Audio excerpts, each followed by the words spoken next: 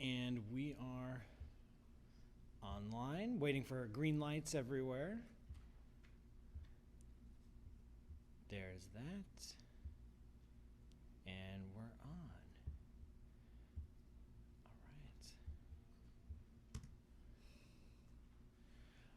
All right. Live from Earth, it's Space Radio. This is Paul Sutter and special guest, Dr. Pamela Gay. And coming up, we are live at Joshua Tree National Park, where we are leading an all-stars Astro Tours party with a bunch of our nearest and dearest friends. Yeah! And we are taking questions from them, not from you. Sorry, you just get to watch today. But all your questions all the time. We record every Thursday, usually at 4 p.m. Eastern. And you can follow along on the show at spaceradioshow.com. But first, the news. And by that, there's a little, the NPR news things. Like, that's going to come in, talk about something depressing. And then I come back with...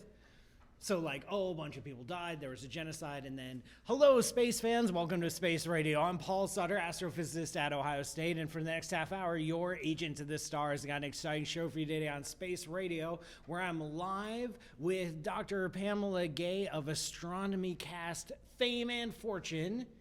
No fortune. Okay, we'll settle for fame. That works. With a bunch of our nearest and dearest friends. At the All-Stars party here in Joshua Tree National Park. This show lives on listener questions, so we are teaming up to take questions from our nearest and dearest friends. You don't need to woo on that. And for the next half hour, and we're going to have a lot of fun. If you want to follow along on the show, you go to spaceradioshow.com. Are you ready? I hope I'm ready. You were not ready, but that doesn't matter because we're going to do it anyway.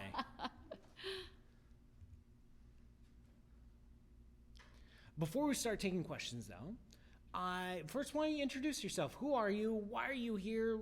I know all that, but maybe our listeners don't. So my name is Dr. Pamela Gay. I am a senior scientist at the Planetary Science Institute. Woo! Lots of woos. Woo! And in that role, I get to both do and communicate science. Ooh, it's nice combo. It's a cool It's having gig. your cake and eating it too. It is, and I get to invite everyone to come do science with me because I work for the CosmoQuest project, and we invite everyday people from around the world to do stuff like right now we're picking the spot that the OSIRIS-REx spacecraft is going to dive down and do a, grab and run of a soil You're picking sample. the spot. We're part You're of casing picking the joint. We are casing the joint. So cool. And the science team's going to the science team is going to use our information to figure out where they're going to go get that sample. And where can people play along with that? You can go to benu.cosmoquest.org. And it's rocks and boulders and boulders and rocks all the way down, and we must map all of them. Every single rock, every single boulder. We've marked more than 5 million things so far, and we're not quite halfway done. So really, all of you out there, I just am really looking forward to sending that email to the people who mapped out the area that turned out to be the safe place to go and saying, look, random chance, you found the spot. Wow, that's so cool. Speaking of rocks in space, during this All-Stars party, just an hour ago, NASA made a big announcement, I heard. They did. What's happening? They have been reviewing their Discovery missions to figure out where are the places that we're going to get to go explore next. And the winner is Alaska. No. But this is completely new technology. It is so cool. We are sending a quadcopter to Titan. I love this movie. A quadcopter? Yeah, every day you fly them around. Like the drones. Yeah. Wow. And we're going to Titan. Where the atmosphere is so thick and Super the gravity. It's thicker than Earth's. It's thicker than Earth's, and the gravity is so low that you and I could put on Prometheus suits and fly around with our muscles. We could be Superman. We could. And oh wow. And this drone is going to be able to explore this world that we know has Great Lakes that are made of methane and ethane and... So are the Great Lakes on Earth. But well, that was on accident. The ratios are a bit different. A little bit, tiny bit different. Yeah, okay, fair enough. Yeah. But this is a world that has weather patterns where we see the soil get dark as the snow melts. And there's going to be a quadcopter. We're going to have a quadcopter. We're going to have a quad. We don't know how it's going to get Who cares there if yet. it gets any science done? Like, this is like a major milestone in human achievement. Like, yeah, it's check the box. Yeah, quadcopter on a moon and an outer solar system. I'm so good with that. When is this going to happen? So all the details are still being worked out. Okay, it was just announced today. Okay, you could just say never. You could just say never. It's not that bad. So they will be announcing by 2023 how they're going to launch this thing. Wait, so in 2023 they will announce what rocket they're using. And they're waiting for... My enthusiasm is fading. Oh, I know. But we're looking at a launch around 2025. And the thing is, technology right now for launch vehicles is advancing so quickly. That's true. That they may be able to get extra boosts that we can't imagine right now. So being able to hold off on saying... an octocopter. That would be awesome. The more copters, the better. I'd rather a quadcopter with an octocam. Oh, okay. Yeah. Okay, I like your version. I like your version better. But it's Titan. It's Titan. We gotta go. We have to go to Titan. And I mean, we've been to Titan with Huygens. We've been there, but Huygens only lasted a few seconds after it got to the surface. It kind of went crunch. Crunch told us the surface was crunchy. I need more data. Valuable. Yeah, we need to know what it tastes like. Exactly. Like what's the crunch factor? Also, I'm actually really excited for 2020 never when this thing will actually launch. It's going to be around 2025. They're relying on gravity assists. It has to go.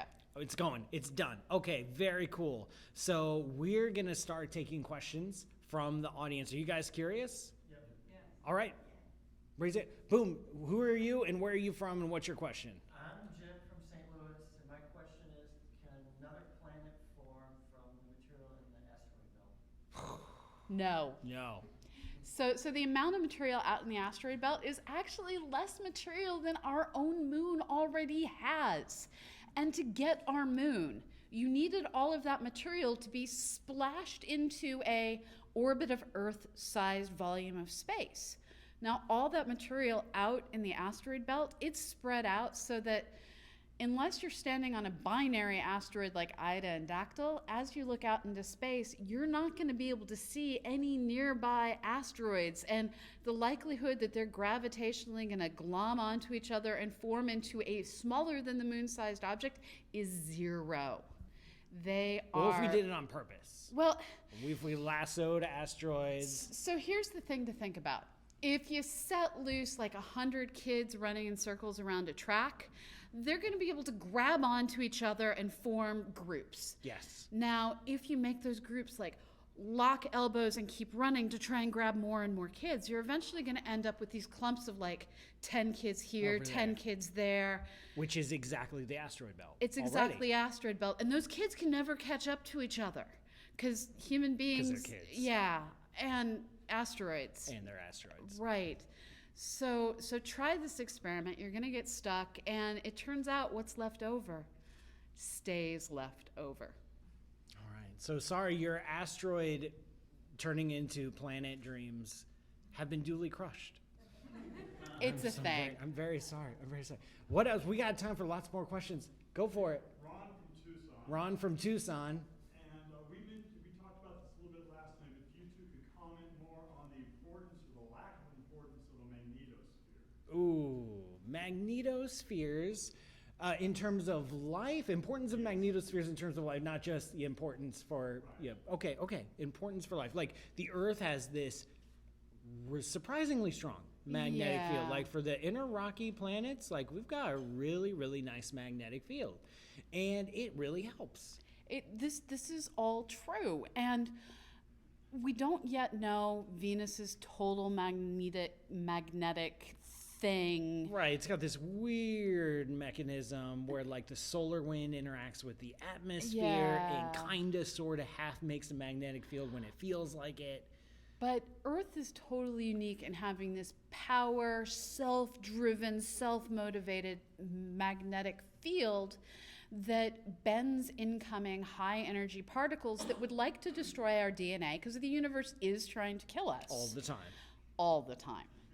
But that magnetic field out there is like... we're trying to kill the universe because it deserves it. We need the universe. Fair. Okay, fine. We'll let it live for now. So this magnetic field that we have, it's bending around us like some great Captain American shield. All those incoming particles saving our DNA.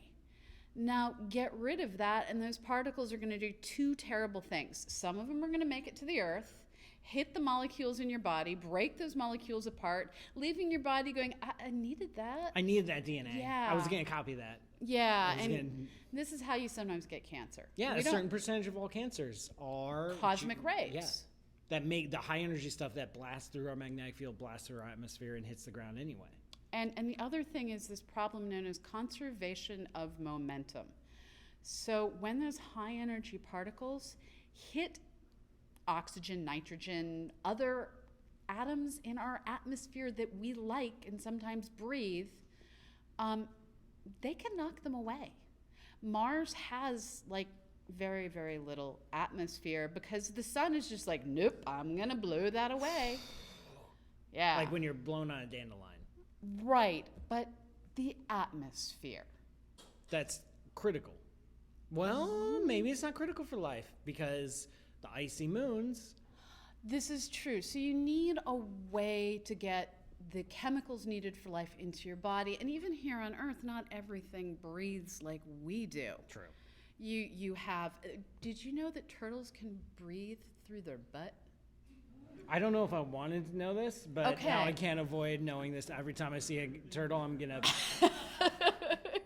So different things on Earth have different ways of respirating through their skin, through their gills, and that's gonna be the title of the episode, by the way. Okay, so different things have different ways of respirating, and if there is life like we have here on Earth under our oceans, if there is life in oceans on other worlds, it will be finding a way to do whatever chemical reactions it needs to do to live. Now, we used to say that life requires oxygen, water, food. Well, now we change that to say you need an energy gradient, a temperature gradient, you need nutrients, whatever those nutrients might be, and you need a solvent. Right. And we find that on worlds like Titan. And most of those worlds don't have strong magnetic fields. And so the question becomes, since you don't need an atmosphere, and ice blocks the radiation really well, better than our magnetic field. Exactly. So here we may have a different form of life, and I saw there was a once used, never to be found again NASA graphic that showed jellyfish under the ice of Enceladus and Europa. And space jellyfish. I want space jellyfish. I want to go jellyfish. all the way to space whales, but that's a different discussion. That gets more into the science fiction we might be discussing later. Fair enough.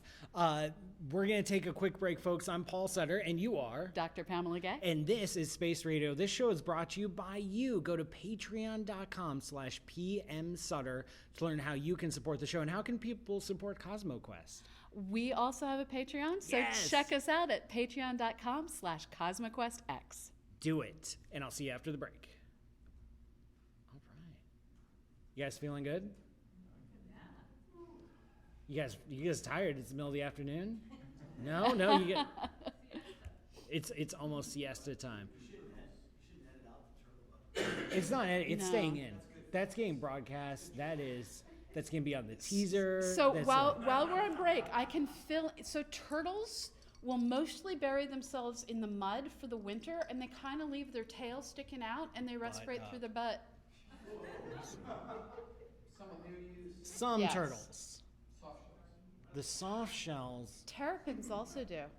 Wow, we are getting deep into turtle facts here. This is way more intricate. This is biology. This is a problem with biology. You guys ready for more questions? Yeah? All right. Welcome back, everyone. I'm Paul Sutter, and this Dr. Pamela Gay. is Space Radio. We've got more questions here live from Joshua Tree National Park, where we are having a stargazing extravaganza in the desert, and we've got a bunch of very, very curious people who have a lot of questions. What's the next question? Hi, I'm Brad from South Australia. We've been talking a lot about gas giants and the moons and life itself and the possibilities of it. What about the actual gas giants themselves as opposed to the moons? What are the factors that make them different in terms of the possibility of life emerging there?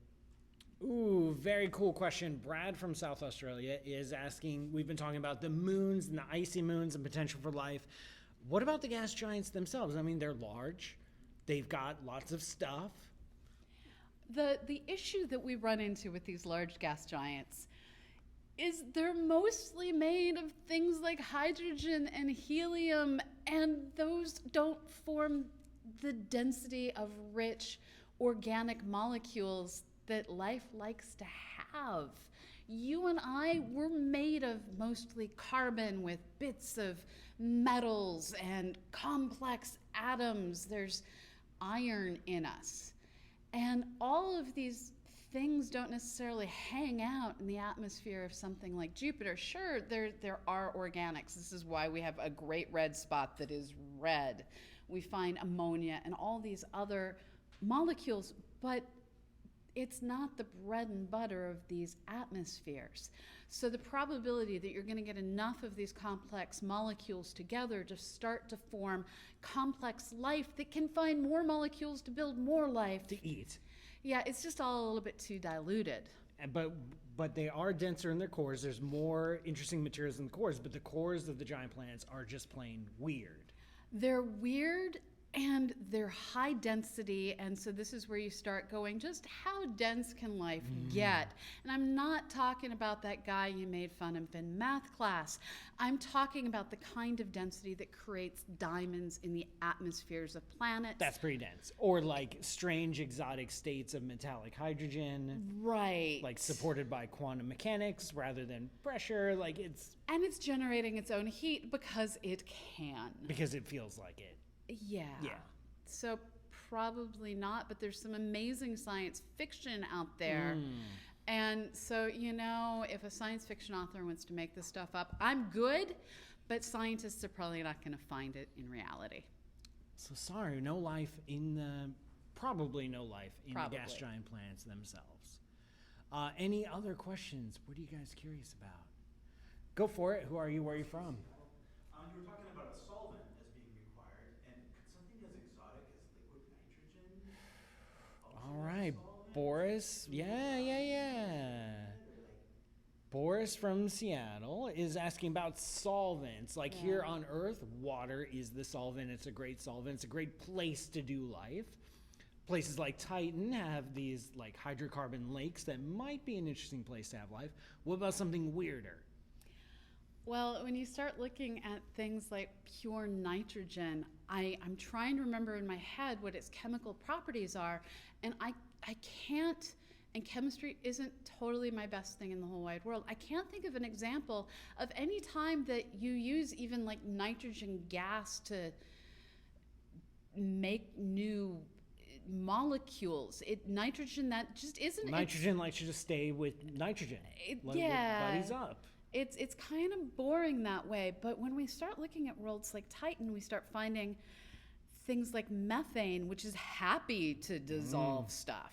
So get yourself some CH4 and rock on. Methane, ethane, these other complex molecules that exist in these super cold environments may be a better direction to head in. But probably not the exotic stuff. Not like liquid nitrogen or liquid helium. I'm it's not just, thinking liquid nitrogen. It doesn't support chemistry. Well, in a life interesting way. There was actually a really cool experiment done by the same folks that did the Geller-Urey experiment, and I don't remember if it was Geller or Urey. And the Geller-Urey experiment was we're going to put a bunch of goop in a bottle, we're going to shoot some electricity through it, and then we're going to make sugars. And see if we can create the molecules that are in the most basic forms of life. Well, another experiment that was done that was allowed to go for decades was they took dry ice, I believe it was dry ice, mixed in these chemicals that can form amino acids and other things for life, and waited to see if you have a slow way of building up these molecules as well. And they found that this works. And there is the potential that you can have the chemistry occurring at the deep ocean vents that are hot, Right. that you can have the chemistry occurring in ice banks where it is cold. It's how long it takes the molecules to form. Right. If you have a lower energy gradient, it's just going to, a lot of the similar chemistry can happen, or similar pathways, but it's just going to take longer because you have less energy. And we see this reflected in life that lives on the Earth, where Greenland sharks live basically forever, hundreds of years, but Super slowly. super slow metabolism, whereas most desert creatures have a much faster entire metabolism and live much shorter lives, except for some of the turtles. We're Because back they to breathe turtles out of their again. butts. Because Exactly. it's a different thing. It's turtles all the way Way down. down and all the way in the back. Yes. All right, fun question. What else are you guys curious about? We got time for some more. All right. I'll go again. Are galaxies still forming? Ron is asking, are galaxies still forming? Both of us are like, It's a complicated answer because on the small sides of things, we're all kind of like, do you call that a blob of gas or do you call that a galaxy? And when you say still, are you talking about, can we observe it occurring? And telescopes are time machines. We use them to look back in time. Or are they occurring in the modern universe, in which case we can't see them because light takes time to travel, and our descendants will be, it becomes philosophical, but the basic what is answer, a galaxy? well, Are we galaxies? the basic answer is there are still small units of gas and dust making up dwarf galaxies. And there are two mechanisms for getting large galaxies. One is we're going to take a giant blob of gas and dust early in the universe, put it in a dark matter halo, and let things flow turbulently, get a supermassive black hole in the center, get a giant galaxy, boom, we're done. And the other way is to build all these little tiny building blocks that come together over time, get their angular momentum going just right to get spiral structures. And that process can still be going on, but are the original building blocks made out of primordial gas and dust still forming? That we can't tell you. And because of the continued expansion and accelerated expansion of the universe, it's getting rarer and rarer. And we may never be able to tell you because that stuff we may never see. Bummer. Yeah. That was a bunch of awesome questions. We're almost out of time today on Space Radio, but before we go, it's time for the Blue Shift. I'm Paul Sutter, and this is Dr. Pamela Gay. And you're listening to Space Radio, and this is the Blue Shift, my opportunity to get a little bit closer to you. See, it's a little astronomy joke. Isn't that? Ha ha ha. Fake. Cue audience laughter. Love that. Greg will love that. So in the Blue Shift, I like to talk about science, the role of science in society. You are a very successful scientist and a very successful science communicator. And you involve the public both in your science communication and in science. What do you see as, why do you do that? Why bother? At the end of the day, our only way forward as a civilization is to realize that, as Astronomers Without Borders says, we are one people sharing one sky. And if it takes a village Big to raise Bird a also child, says that. it's true. It's true. Big Bird has big knowledge. Big knowledge. And it's going to take an entire globe of humans and Big Bird And Big Bird. to understand this universe Giant, we share. intelligent yellow birds. Well, at least one. We'll take one. Plural might be scary. That'd be very scary. But if we can all work together and concentrate on just maybe spending a few minutes each day thinking about science instead of thinking about all the horrors that fill our Twitters and Facebooks and all the news And the that we horror listen that to. is Twitter and Facebook. Well, there's that as well.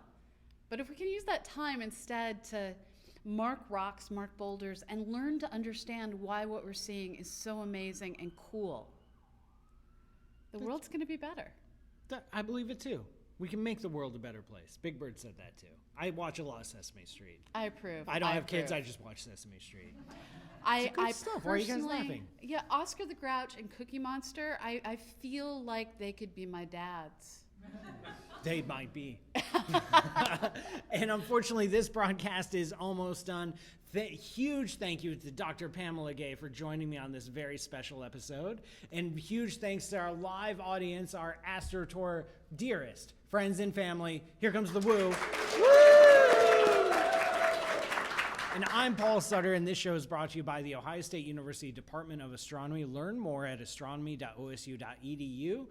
This show is also brought to you by you. Go to patreon.com/PM Sutter to learn how you can keep the show going. You can also go to patreon.com/CosmoQuestX to contribute to Dr. Pamela Gay's research. Thanks to Greg Moebius for producing, Dan Michalka for being awesome, Nancy Graziano for wrangling the Space Cadets, and all the fine crew at WCBE Radio for making this show possible. Visit spaceradioshow.com for show links and all the info. And of course, thanks again, Earthlings, for listening. See you next week. And remember, science is for sharing. End of transmission. That's it. We did it. We made a radio show. Yay! See how easy it is to make a radio show when you have the audience do all the work? The timing of that was perfect with those sirens. Yes, we nailed it. You were an awesome guest. Thank you so much. You This made was it a lot of fun. super easy. The audience makes it easy. Thank you, guys. Everyone say bye, Greg.